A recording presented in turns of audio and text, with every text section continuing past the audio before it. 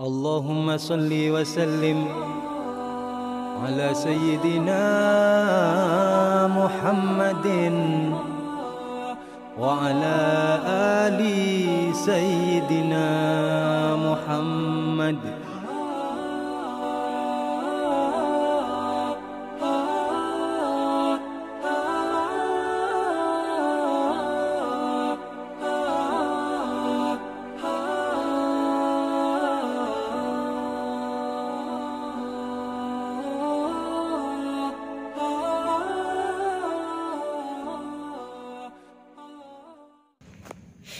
Bismillahirrahmanirrahim.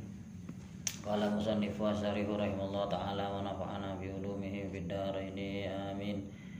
Rabbi shrah li sadri wa yassir li amri wahlul 'uqdatam min lisani yafqahu qawli. Amma ba'du.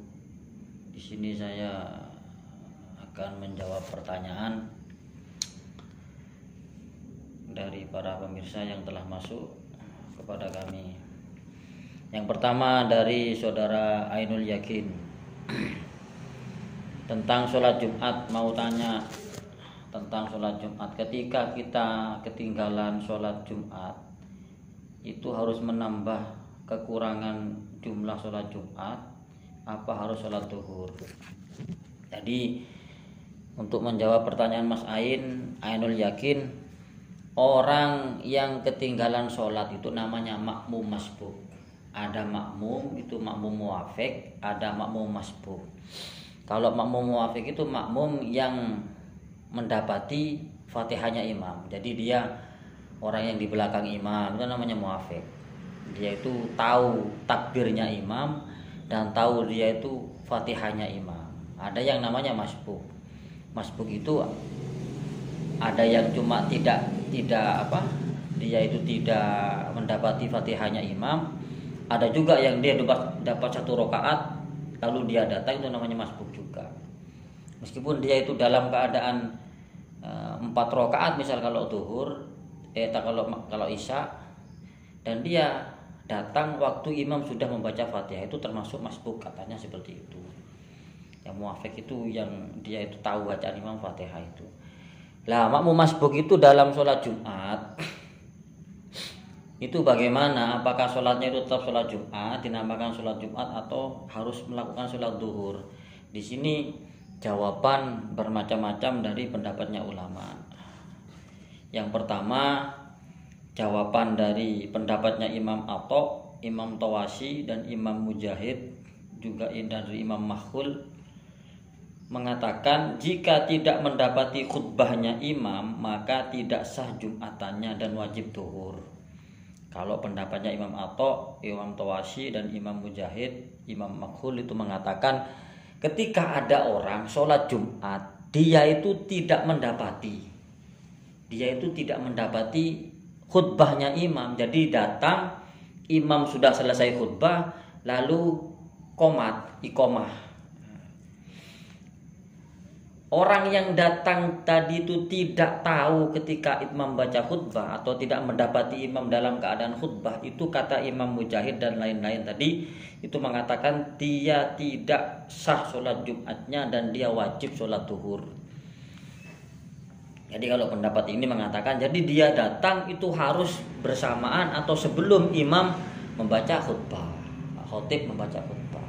Kalau dia imam sudah membaca khutbah, khotib sudah membaca khutbah, dia datang lalu qomat, maka dia itu tidak wajib, tidak sah sholat Jumatnya dan dia harus sholat zuhur, sholat 4 rakaat. Jadi tetap dia boleh ikut imam sholat Jumat tadi terus. Nah, lalu ketika imam sudah salam, dia nambah 2 rakaat, itu juga bisa. Itu kalau pendapatnya Imam Atha, Imam Tawasi, dan Imam Mujahid, juga Imam Makhul. Ada lagi pendapatnya dari Syekh Abu Hamid dan sebagian daripada ulama madhab Syafi'i.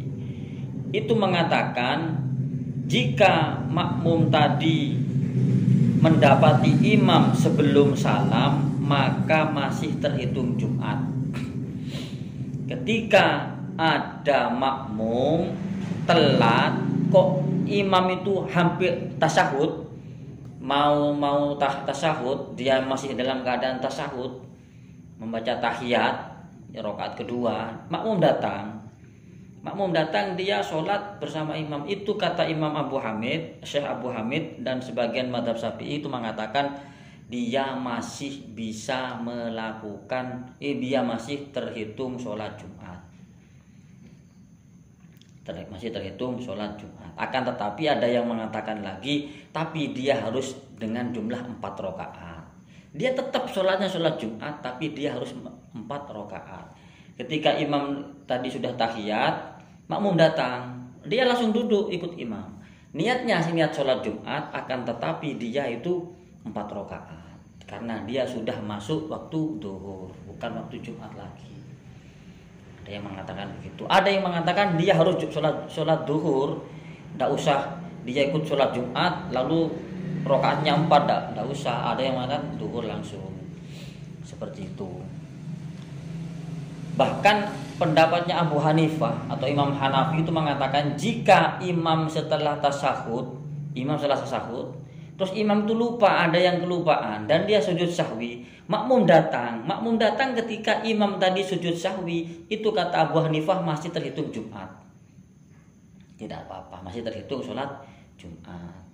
Akan tetapi pendapat yang paling muttafaq, pendapat yang paling sangat banyak didukung oleh para ulama madhab Syafi'i, yaitu pendapatnya Imam Nawawi. Imam Nawawi itu mengatakan selama makmum masbuk, makmum yang ketinggalan rokaatnya imam tadi itu masih mendapati imam dalam keadaan rukuk pada rokaat yang kedua, maka makmum masbuk masih terhitung sholat Jumat. Dia hanya menambah 1 rokaat lagi. Berarti seperti itu.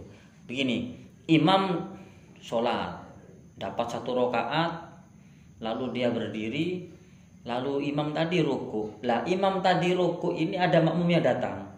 Makmum yang datang ini sudah mendapati imam dalam keadaan ruku rokaat yang kedua. Ini kata Imam Nawawi masih terhitung sholat Jumat. Akan tetapi kalau imam tadi sudah berdiri dari ruku, lalu makmum tadi datang, dia sudah tidak terhitung sholat Jumat, maka wajib sholat zuhur. Seperti itu, dia wajib sholat zuhur. Itu pendapatnya yang paling banyak didukung oleh ulama. Jadi ketika ada makmum yang ketinggalan, itu ketika makmum tadi itu datangnya itu ketika imam masih dalam keadaan rukuk rokaat yang kedua, itu masih terhitung sholat Jumat. Akan tetapi ketika imam sudah sujud atau berdiri pada rakaat yang kedua, maka dia tidak terhitung sholat Jumat. Lah kalau misal rukuk yang rakaat yang pertama, ya tidak apa-apa tambahin. Tidak apa-apa. Yang dibahas itu adalah paling akhir, itu adalah ketika imam rukuk pada rakaat yang kedua. Gitu. Rukuk pada rakaat yang kedua itu yang paling akhir. Lah kenapa? Karena itu sudah hampir habis waktu Jumat dan akan memasuki waktu zuhur. Seperti ini loh. Jadi waktu Jumat itu adalah ketika imam tadi akan naik ke podium. Ketika imam akan menaik ke podium, imam mengatakan assalamualaikum warahmatullahi wabarakatuh. Lalu Bilal mengatakan Allahumma sholli ala adzan yang kedua. Imam sudah duduk dan sudah siap melakukan khutbah. Disitulah terhitung waktu Jumat, waktu sholat Jumat. Selesai imam salam, itu sudah habis waktu Jumat. Lalu bagaimana? Yaitu sudah terhitung sholat waktu zuhur. Jadi kalau ada makmum seperti itu, ya sudah dia harus sholat zuhur kalau dia tidak sampai mendapati sholatnya imam tadi. Jadi waktu Jumat itu masih bentar. Tapi kalau waktu Jumatnya itu terhitung matahari muncul sampai selesai sholat Jumat, itu terhitung waktu Jumat. Waktu yang diharamkan kita untuk bepergian, seperti yang kemarin saya jelaskan, kalau memang tidak ada tujuan yang jelas nanti sholat di mana, maka kita diharamkan untuk bepergian. Saya kira seperti itu. Intinya pendapat yang paling muttafaq, yang paling banyak didukung oleh ulama, itu adalah pendapatnya Imam Nawawi, yaitu yang mengatakan selama makmum masbuk, makmum yang ketinggalan tadi itu mendapati imam tadi dalam keadaan rukuk rakaat yang kedua, makmum datang, dia masih terhitung sholat Jumat. Setelah imam salam, dia menambahkan 1 rakaat lagi untuk menyempurnakan Jumatannya, seperti itu. Tapi kalau sudah lebih dari rukuk yang kedua, dia berdiri atau sudah sujud, maka dia wajib sholat zuhur, seperti itu. Jadi terserah kita mau ikut pendapat yang mana, akan tetapi pendapat yang paling mutafak itu adalah pendapat Imam Nawawi.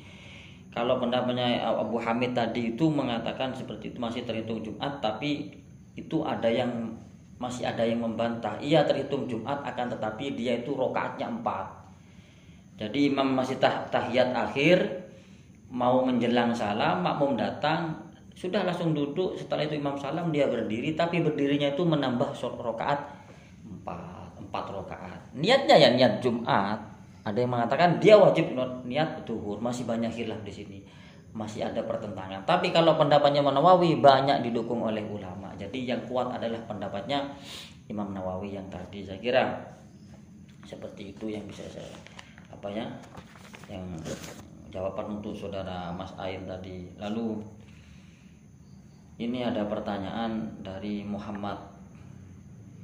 Gus, bolehkah saya berzakat fitrah kepada orang tua, sedangkan orang tua saya itu dikategorikan orang yang tidak punya?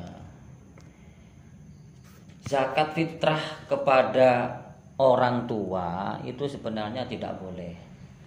Zakat fitrah gini, muzaki itu namanya orang yang zakat, orang muzaki, orang yang berzakat. Itu tidak boleh memberikan zakatnya kepada orang yang masih ada di tanggung jawabnya, masih menjadi tanggung jawabnya. Misal saya mau mengeluarkan zakat, saya berikan zakat fitrah saya kepada anak saya, sedangkan anak saya itu masih kecil, misal umur 10 tahun, 15 tahun, dia masih tanggungan saya, dia tidak bisa nyari uang, dia masih minta sama saya, itu saya kasih zakat, itu tidak sah. Seperti itu.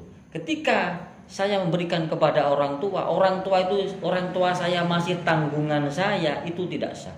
Jadi pendapatnya begini, kalau menurut madhabnya Imam Maliki, Imam Syafi'i dan Imam Maliki, itu keluarga itu dipersempit, yaitu orang tua, kakek, anak, itu tidak boleh menerima zakat. Itu tidak boleh menerima zakat. Berarti paman, bibi itu tidak masalah menerima zakat, asalkan kriterianya seperti kemarin, tidak mampu, fakir, miskin, atau banyak hutangnya, itu tidak masalah.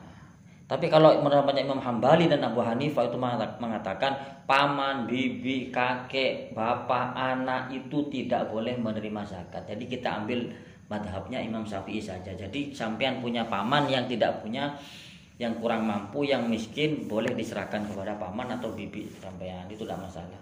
Tapi kalau orang tua itu tidak boleh. Itu kalau madhabnya Imam Syafi'i.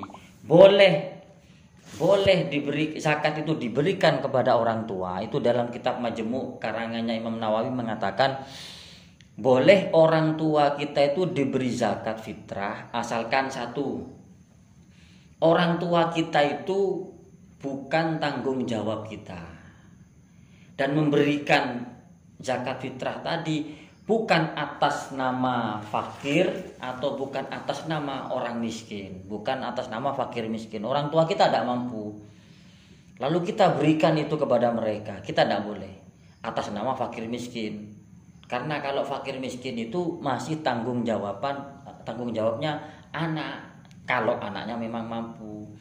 Jadi ketika kita mau memberikan zakat fitrah kepada orang tua kita, itu memberikan zakatnya itu atas nama orang tua kita, pengurus zakat, misal kalau dia memang pengurus zakat, ataupun dia bukan termasuk pengurus zakat, mungkin orang tua kita itu seorang guru, seorang ustadz, itu kita boleh berikan atas nama ustadz, bukan atas nama fakir miskin.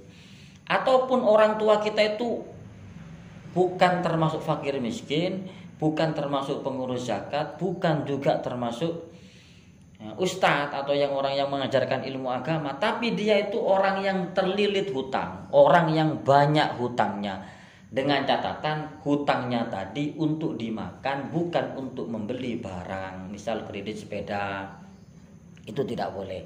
Orang tua kita itu banyak hutangnya itu untuk makan dan dia kekurangan. Lah kita boleh memberikan zakat kita kepada orang tua atas nama dia itu banyak hutangnya, jangan atas nama fakir dan miskinnya. Kenapa kalau fakir miskin? Karena kalau orang tua kita fakir miskin, itu masih tanggung jawab kita sebagai anak untuk memenuhi kebutuhan orang tua. Kalau kita memang mampu.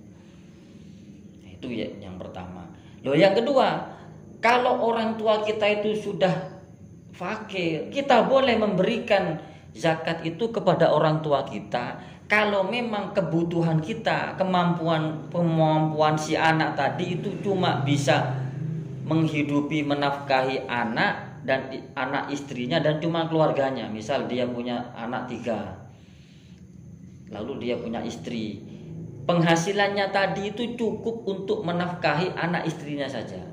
Untuk menafkahi orang tuanya itu masih kurang, sangat kurang, tidak mampu. Tapi dia mampu memberikan zakat. Lah, zakat ini boleh diberikan kepada orang tua kita karena dengan alasan kita tidak mampu untuk menanggung biaya hidup orang tuanya.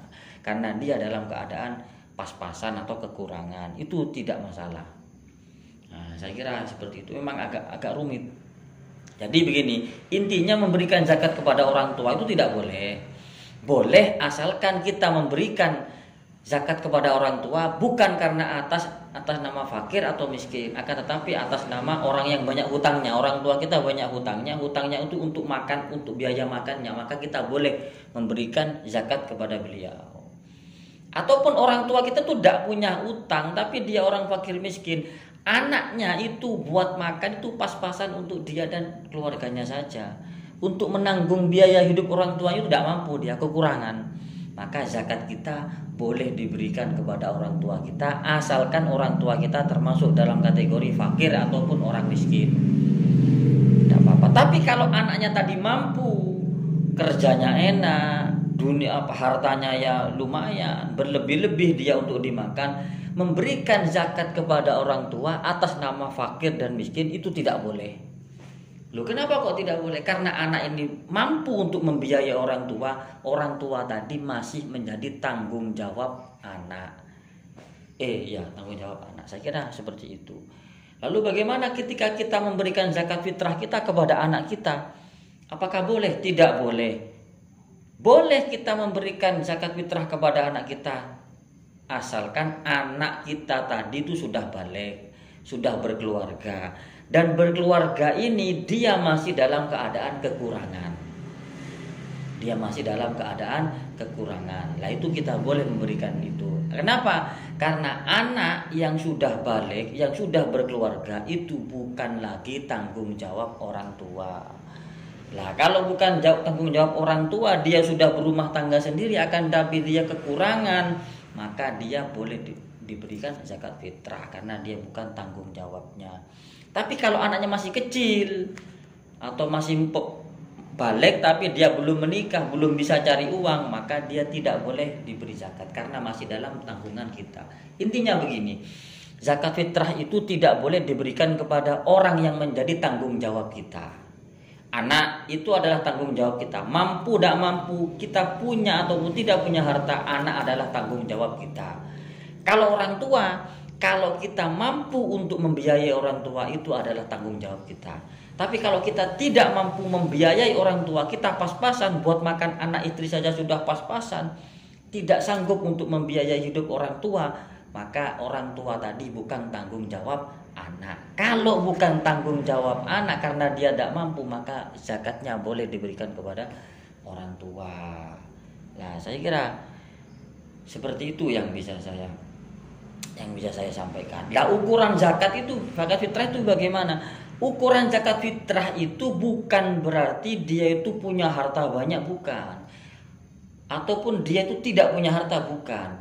Ukuran zakat fitrah itu adalah orang yang punya rizki, yang rizkinya tadi itu cukup dimakan sampai dari bulan puasa sampai dia lebaran, itu masih ada sisa berasnya, masih ada makanan untuk buat lebaran itu, maka tidak apa-apa. Seperti itu. Zakat fitrah itu boleh dikeluarkan asalkan kita mampu ada sisa-sisa makanan. Maksudnya begini, kalau kita itu melakukan zakat fitrah itu sekarang misal tanggal 25 itu kita sudah persiapkan kira-kira rezeki sekarang ini sampai menjelang hari raya cukup apa ndak dibuat untuk tanggal sekian sampai hari raya. Sudah beli baju, sudah beli kebutuhan yang lain untuk anak istrinya sudah selesai. Lalu kita cek kira-kira uang yang kita punya atau beras yang ada di dapur kita cukup apa ndak dimakan untuk hari raya. Kalau cukup, itu kita wajib mengeluarkan zakat fitrah. Kalau tidak cukup, ya kita tidak wajib mengeluarkan zakat fitrah. Jadi ukurannya itu bukan karena kaya, ataupun bukan karena dia punya penghasilan, ataupun bukan karena dia mobilnya banyak, atau bukan itu. Kalau dia punya mobil banyak tapi hutangnya banyak, lalu untuk makan sehari-hari saja dia itu sulit, belum bayar pajak, belum bayar listrik, semuanya itu sampai dimakan itu sampai kurang-kurang. Meskipun rumahnya bagus, dia tidak wajib membayar zakat fitrah. Rumahnya kecil, tapi yang dimakan berasnya atau makanannya tadi cukup sampai hari lebaran, dia wajib. Intinya zakat fitrah itu dikeluarkannya pas waktu bulan Ramadan toh. Lah ukurannya kita boleh mengeluarkan itu bagaimana?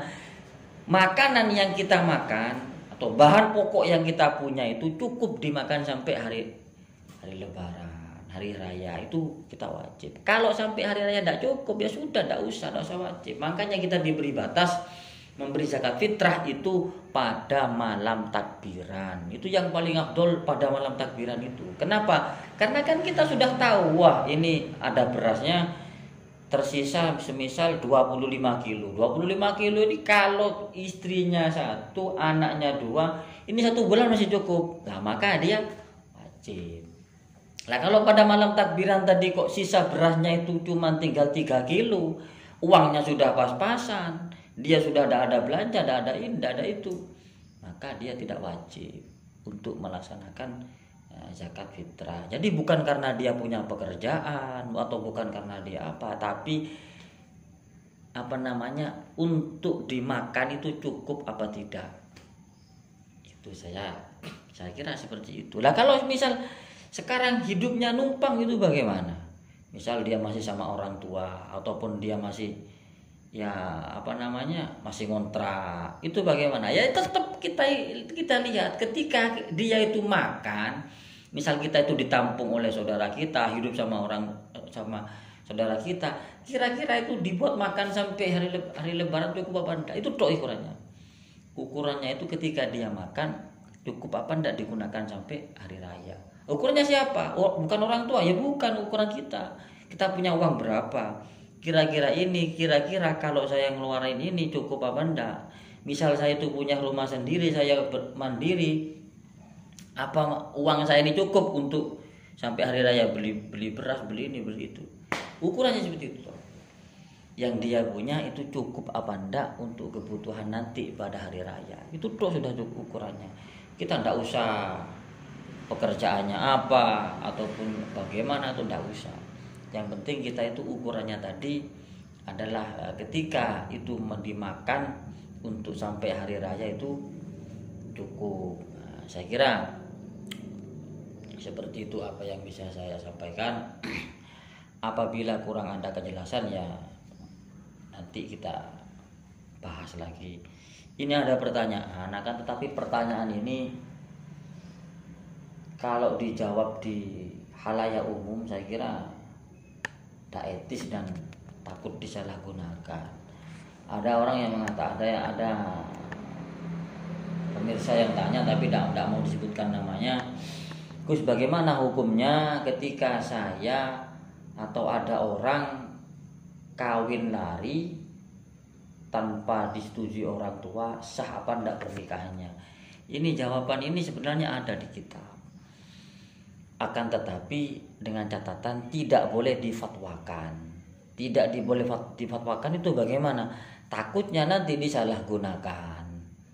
Nah, jadi untuk yang bertanya nanti saya akan hubungi secara pribadi untuk menanggapi jawaban sampean. Tapi kalau diumumkan secara halayak itu karena tidak boleh, karena takut disalahgunakan. Takut nanti disalahgunakan, kawin hari dikit-dikit kawin hari, kawin sana kawin sini lah, itu yang ditakutkan seperti itu. Di kitab itu sudah ada, tapi yang jelas tidak boleh difatwakan kecuali untuk orang-orang tertentu. Saya kira cukup apa yang bisa saya sampaikan. Semoga ada manfaatnya. Silahkan sampean komentar sesuka hati sampean. Mau komentar yang enak, yang gak enak terserah. Saya sudah baca komentar yang gak enak, ada masalah. Yang penting saya minta itu ya semoga ini bisa bermanfaat gitu saja. Kalau ada manfaatnya, kalau ada kecocokannya, ya silahkan dibagikan kepada saudara atau teman yang lainnya. Kalaupun tidak cocok ya tidak masalah. Tak masalah, yang penting tujuan saya itu untuk membagikan ilmu yang tak seberapa dari saya supaya bisa dapat manfaat dan barokah, cuma itu toh. Saya kira cukup sampai di sini. Hadza minni, wassalamualaikum warahmatullahi wabarakatuh.